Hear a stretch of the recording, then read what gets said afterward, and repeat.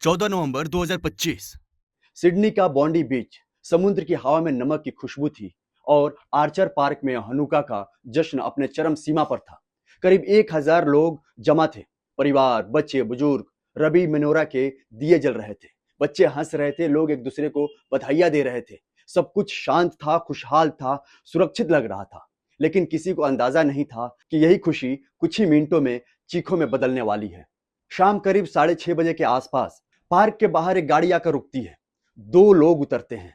काले कपड़े, शांत चेहरा, बिना किसी हड़बड़ी के। उनके हाथों में कोई आम चीज नहीं थी, बल्कि 6 अवैध लाइसेंस वाली बंदूकें थी। और फिर पहली गोली चलती है। कुछ सेकंड तक लोग समझ नहीं पाते हैं कि आखिर चल क्या रहा है। फिर अचानक अफरा तफरी मच जाती है। बच्चे गिरते हैं, लोग भागते हैं, चीखें गूंजती हैं, जूते, खिलौने, प्रार्थना की किताबें जमीन पर बिखर जाती हैं। सिर्फ 15 मिनट में सब कुछ बदल जाता है। 2 हमलावर एक छोटे से ब्रिज पर खड़े होकर लगातार फायरिंग किए जा रहे थे। इस वीडियो में आप देख सकते हैं कैसे नवीद तेजी से गन को लोड करते हुए लोगों पर गोलियां चला रहा है। ऐसा करते हुए उसके अंदर थोड़ी भी झिझक नहीं है। इसी दौरान एक चौंकाने वाली घटना होती है। 43 वर्ष का एक अली अहमद, एक आम आदमी, बिना हथियार के हमलावर से भिड़ जाता है। पुलिस की मदद के बिना उसने आतंकी पर हमला किया और उसकी गन छीन ली। लेकिन इससे पहले कि वह कुछ और कर पाता, दूसरे हमलावर ने अहमद पर गोली चला दी।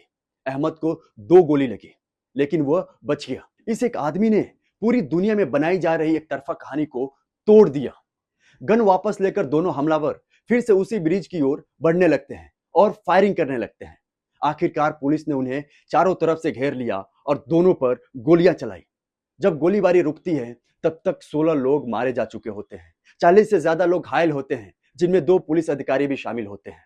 अब सवाल उठता है कि ये हमलावर आखिर थे कौन? जांच में सामने आता है कि ये हमलावर कोई बाहरी दुश्मन नहीं, बल्कि एक बाप और बेटा थे। बाप का नाम साजिद अकरम, 25 साल की उम्र थी, जो 1998 में छात्र वीजा पर ऑस्ट्रेलिया आया था और 2001 में उसे रेजिडेंसी मिल गई थी। बेटा नवीद अकरम, जिसकी उम्र 24 साल की थी, ऑस्ट्रेलियाई नागरिक था। मौके पर पुलिस की जवाबी कार्रवाई में साजिद अकरम मारा जाता है और नवीद अकरम घायल हो जाता है। इलाज के बाद उसे गिरफ्तार कर लिया जाता है और उस पर 15 हत्या, 40 हत्या के प्रयास और कुल 59 गंभीर आरोप लगाए जाते हैं। बाहर से देखने पर दोनों की जिंदगी सामान्य लगती थी, लेकिन अंदर ही अंदर वे आईएसआईएस के कट्टर विचारधारा से प्रभावित हो चुके थे।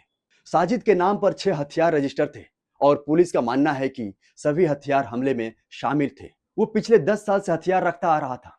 पुलिस को उनकी गाड़ी से आईएसआईएस के झंडे, प्रचार सामग्री और विस्फोटक मिलते हैं। नवीद पहले भी आतंकवादी गतिविधियों को लेकर सुरक्षा एजेंसियों के रडार पर रह चुका था। 2019 में नवीद के संबंध ऑस्ट्रेलिया में इस्लामिक स्टेट के एक कमांडर मटारी के सामने आए थे। मटारी एक आईएसआईएस सेल का हिस्सा था, जिसके बाकी सदस्य पहले ही आतंकवादी हमले में दोषी ठहराए जा चुके हैं। हालांकि उस वक्त नवीद के खिलाफ पुख्ता सबूत नहीं मिले थे। नवीद ऑस्ट्रेलिया के अल मुराद इंस्टीट्यूट से जुड़ा हुआ था और ऑनलाइन रेडिकलाइजेशन का शक भी था उसके ऊपर। कुछ समय पहले दोनों फिलीपींस के दवाओ इलाके में भी गए थे, जो फिलीपींस के सबसे अधिक जनसंख्या वाले शहरों में से एक माना जाता है, जिसे आतंकवादियों की ट्रेनिंग का हॉटस्पॉट माना जाता है। यानी शक और गहरा होता जाता है कि वहां उन्हें सैन्य शैली की ट्रेनिंग मिली होगी। हमले के बाद पुलिस ने बताया कि बेटे के किराए के घर पर छापा मारा गया। परिवार के बाकी सदस्यों को इस साजिश की कोई जानकारी नहीं थी। वे अक्सर ये कहकर घर से बाहर निकलते थे कि वीकेंड पर मछली पकड़ने जा रहे हैं। अब बात उन लोगों की करते हैं जो सिर्फ जश्न मनाने आए थे। सबसे छोटी पीड़ित थी मैटिल्डा ब्रिटवान, जिसकी उम्र सिर्फ 10 साल थी। जिस वक्त गोली चलती है, वो अपनी छोटी बहन के साथ खड़ी थी। उसकी टीचर बाद में कहती है वो बहुत ही चमकदार और उत्साही बच्ची थी। सबसे बुजुर्ग पीड़ित थे टिबोर बिटजेन। उनकी उम्र थी 87 साल। वे होलोकॉस्ट सर्वाइवर थे। नाजी कैंपों से जिंदा निकलकर उन्होंने पूरी जिंदगी संघर्ष में बिताई, लेकिन किस्मत ने उन्हें शांति के एक उत्सव में मौत दे दी। रबी अली श्लैंगर, बॉन्डी चबाद मिशन के प्रमुख भी इस हमले में मारे गए। यूके में जन्मे ऑस्ट्रेलिया को अपना घर बनाने वाली रबी श्लैंगर सालों से यहूदी समुदाय की सेवा कर रहे थे। उनकी मौत ने पूरे समुदाय को झकझोर कर रख दिया। इनके अलावा फ्रांस, स्लोवाकिया और इजराइल के नागरिक भी मारे गए। कुल 16 लोगों में से कम 12 लोगों की पहचान सार्वजनिक हो चुकी है, जिनकी उम्र 10 से 87 वर्ष के बीच है। यह हमला ऑस्ट्रेलिया में पिछले 30 वर्षों का सबसे बड़ा आतंकी हमला माना जा रहा है। हमले के बाद ऑस्ट्रेलिया सन्न रह जाता है। प्रधानमंत्री एंथनी अल्बनीज ने शोक जताते हुए देशवासियों से एकता और शांति बनाए रखने की अपील की। नेशनल कैबिनेट बुलाई जाती है। सिडनी के मुस्लिम बहुल इलाकों सहित यहूदी इलाकों में करीब 300 से ज्यादा पुलिस तैनात की जाती है ताकि किसी भी तरह की प्रतिक्रिया से हालात और भी न बिगड़े। गन कानून और सख्त करने की घोषणा होती है। एएफपी और एनएसडब्ल्यू पुलिस मिलकर इस मामले को राष्ट्रीय सुरक्षा जांच घोषित करती है। 200 से ज्यादा अधिकारी इस केस में लग जाते हैं। CCTV footage, DNA, ballistic report, digital data, हर एंगल से जांच होती है। कोई तीसरा हमलावर नहीं मिलता है, लेकिन अंतर्राष्ट्रीय कनेक्शन खंगाले जाते हैं। भारत, फिलीपींस, पाकिस्तान की ऑस्ट्रेलियाई सुरक्षा बलों और एजेंसियों ने हमलावरों के आईएसआईएस से जुड़े होने की आशंका जताई है। इस हमले में एक बार फिर यहूदियों को विशेष रूप से निशाना बनाया गया। इसके बाद पूरी दुनिया में एंटी सोशलिज्म यानी यहूदी विरोधी भावनाओं की चर्चा तेजी से बढ़ गई। साथ ही इस घटना ने इस्लामोफोबिया और इमिग्रेंट विरोधी नैरेटिव को भी हवा दे दी। हमले के तुरंत बाद इजरायली नेताओं ने ऑस्ट्रेलियाई सरकार पर निशाना साधा। प्रधानमंत्री बेंजामिन नेतन्याहू ने कहा कि ऑस्ट्रेलिया में यहूदी विरोधी भावना पर सख्त रुख न अपनाने की वजह से यह हमला हुआ। इजराइल, संयुक्त राष्ट्र अमेरिका, ब्रिटेन सभी देश इस हमले की निंदा करते हैं।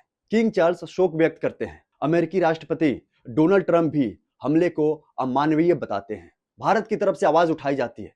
प्रधानमंत्री नरेंद्र मोदी आतंकवादी की कड़ी निंदा करते हैं और ऑस्ट्रेलिया को पूरा सपोर्ट करने की बात कहते हैं। विदेश मंत्री एस जयशंकर संवेदनाएं जताते हैं।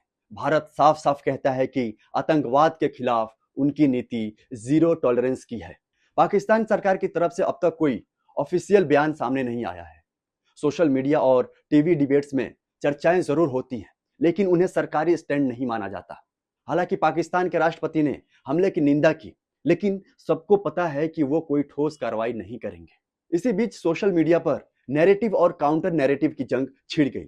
इजराइल समर्थकों ने इसे बढ़ती एंटी इजराइल भावना का नतीजा बताया और इसे किसी भी कीमत पर कुचलने की मांग की।